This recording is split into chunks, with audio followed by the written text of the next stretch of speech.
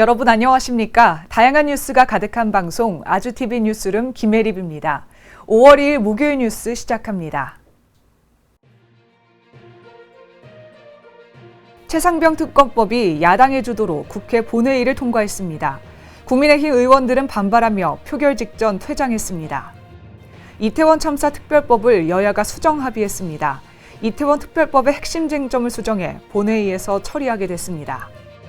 전세사기 특별법 개정안이 더불어민주당 등 야권의 주도로 국회 본회의에 부의됐습니다. 정부가 의료계에 의료개혁 특별위원회 참여를 촉구하면서 1:1 협의체 논의도 가능하다고 밝혔습니다. 사과 가격이 80% 올랐고 배 가격은 2배로 뛰었습니다. 당분간 가격 안정세를 기대하긴 어려울 전망입니다.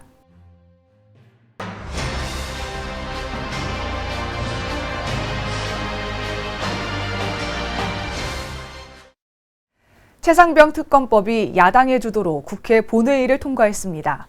국민의힘은 안건 상정에 항의하며 표결에 불참했습니다. 국회는 오늘 오후 본회의를 열고 최상병 특검법을 재석 168인 전원 찬성으로 통과시켰습니다. 본회의 직전까지 여야는 최상병 특검법에 합의하지 못했습니다.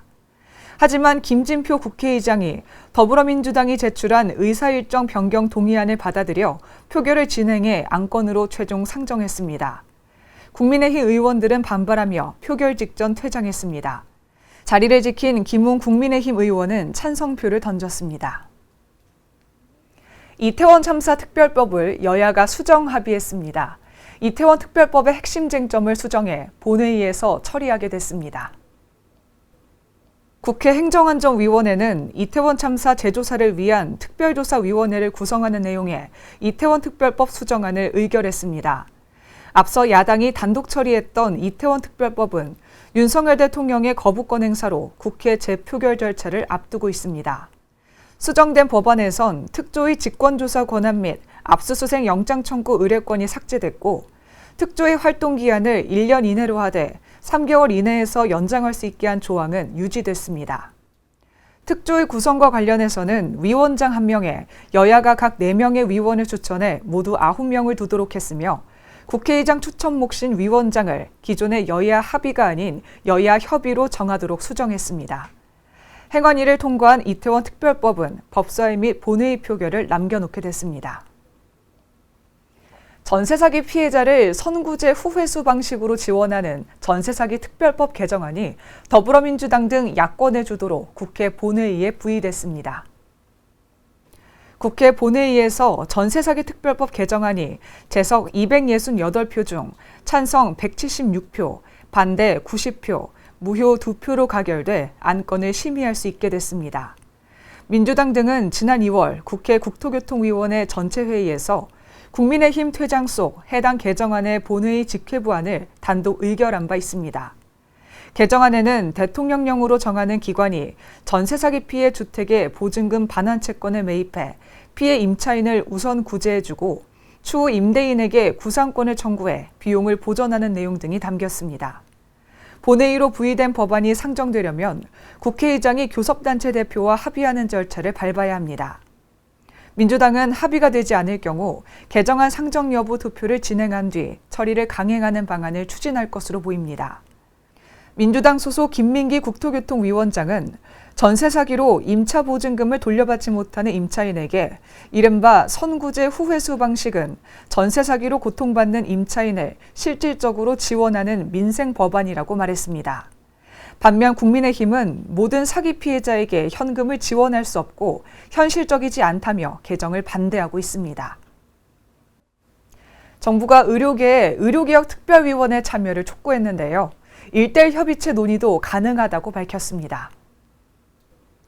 조규홍 보건복지부 장관은 의료계에 의료개혁 특별위원회 참여를 촉구하면서 1:1 협의체 논의도 가능하다고 밝혔습니다. 또 전공의 연속근무 시간 단축 등을 추진한다며 수련 현장으로 돌아오길 바란다고 말했습니다. 정부는 전공의 수련병원을 대상으로 연속근무 단축 시범사업 참여기관을 모집해 1년간 전공의 연속근무 시간을 현행 36시간에서 병원 여건에 따라 24시간에서 30시간으로 자율적으로 줄이고 이들 병원을 지원하기로 했습니다. 한편 정부가 비상진료 체계를 점검한 결과 일반 입원 환자는 지난주 평균보다 3.5% 줄었습니다. 중환자실 입원 환자의 경우 2.4% 감소했고 응급실은 95%가 병상 축소 없이 운영됐습니다. 지난달 30일 현재 응급실 중증 응급 환자는 전주 평균보다 5% 증가했고 전날 기준 27개 중증 응급질환 중 일부 질환에 대해 진료 제한 메시지를 표출한 권역 응급의료기관은 17곳으로 나타났습니다. 지난달 소비자 물가 상승률이 석 달 만에 2%대로 둔화했는데 과일 등 먹거리 물가와의 괴리는 계속되는 모습입니다. 사과 가격이 80% 올랐고 배 가격은 2배로 뛰었는데 당분간 가격 안정세는 기대하기 어려울 것으로 보입니다. 통계청이 발표한 4월 소비자 물가 동향에 따르면 지난달 신성과실 물가는 지난해 같은 기간보다 38.7% 올라 물가지수가 2.9% 오른 점을 고려하면 과일 물가와의 격차는 35.8%포인트에 달합니다. 특히 지난해 작황 부진으로 공급량이 급감한 사과와 배가 주범으로 꼽히며 감과 귤 가격도 수개월째 두 자릿수대 상승률을 나타냈습니다. 토마토는 39%, 배추 32.1%, 양배추 48.8% 오르며 채소 가격 역시 불안한 흐름을 지속하고 있습니다. 과일 물가가 전체 식료품 물가를 끌어올리는 현상이 계속되고 있는 겁니다. 이에 따라 정부는 긴급 농축산물 가격 안정 자금을 투입해 농축수산물 물가가 조금씩 안정되고 있다고 보고 있습니다. 정부는 특히 5, 6월 출하되는 제철 과일인 수박과 복숭아, 포도에 주목하고 있다며 농축수산물 가격이 안정되도록 계속해서 관리한다는 방침입니다. 올해 1에서 4월 농식품 수출액이 31억 2천만 달러를 기록했는데요. 지난해 동기보다 6.2% 증가해 사상 최대치를 기록했습니다. 품목별로 보면 냉동김밥을 포함한 쌀 가공식품이 42.1%, 라면 34.4%, 포도 20.4%, 그 밖에 음료, 김치 등 주력 수출 품목의 성장이 두드러졌습니다. 시장별로는 미국 수출액이 지난해 같은 기간보다 15.9% 증가하는 등 수출이 늘었고 유럽 시장 수출액도 가장 높은 성장세를 보였습니다. 다만 중국의 경우 소비 침체가 지속돼 수출액이 1.8% 감소했으며 일본 수출액도 엔저 현상 여파 등으로 5.7% 줄었습니다. 중국에서 수입된 어린이용 가방과 가죽 신발, 완구 등에서 유해 물질이 검출됐는데요. 이에 대해 정부가 리콜 명령을 내렸습니다. 산업통상자원부는 어린이 제품과 생활용품에 대한 안정성 조사를 시행한 결과 안전기준을 충족하지 못한 제품에 대해 수거 등 리콜 명령을 내렸다고 밝혔습니다. 제품들은 모두 중국에서 수입된 것으로 납이 기준치를 25배 초과했고 포탈레이트계 가소제가 기준치의 12배에서 126배 넘게 검출, 발암물질인 포말데하이드는 기준치의 1.3배 발견됐습니다. 국표원 관계자는 해외 직구 제품으로 안정성 조사 범위를 확대할 계획이라고 밝혔습니다. 수원 등 경기 남부 지역은 서울 출퇴근 인구가 많은 곳으로 꼽히는데요. 정부가 대중교통을 대폭 확충해 교통 편의를 높이기로 했습니다. 국토교통부는 광역버스 공급 확대를 위해 2층 전기버스 40대를 단계적으로 투입해 하루 수송력을 18,000여 명으로 확대한다는 계획입니다. 또 수요 맞춤형 전세버스와 DRT를 투입해 서울 시내 광역버스 혼잡 문제를 해소할 예정입니다. 경기 남부와 서울을 잇는 핵심 거점인 양재역에 복합환승센터를 2027년 착공, 2030년 준공을 목표로 진행합니다. 이어서 날씨 전해드리겠습니다. 아침 공기는 차가웠지만 낮 기온이 25도 안팎으로 오르며 일교차가 컸는데요.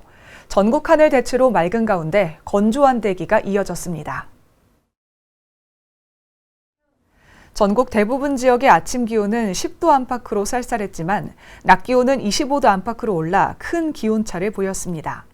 서울의 낮 최고 기온은 24도로 서울 등 수도권은 어제와 비슷했고 대구의 낮 최고 기온은 24도, 청주 25도, 광주 24도까지 오르면서 그 밖의 지역은 어제보다 3에서 6도가량 높았습니다. 건조한 대기가 이어져 서울 동쪽과 경기도 광주에 건조주의보가, 차츰 중부지방으로 건조함이 확대되기도 했습니다. 모레까지 맑은 하늘이 드러나면서 기온은 계속 오르겠습니다. 다가오는 어린이날인 일요일부터는 전국에 비가 내리겠습니다. 오늘 준비된 뉴스는 여기까지입니다. 목요일 아주TV 뉴스를 마칩니다. 저희는 내일 저녁 6시에 다시 찾아뵙겠습니다. 시청해주신 여러분 고맙습니다.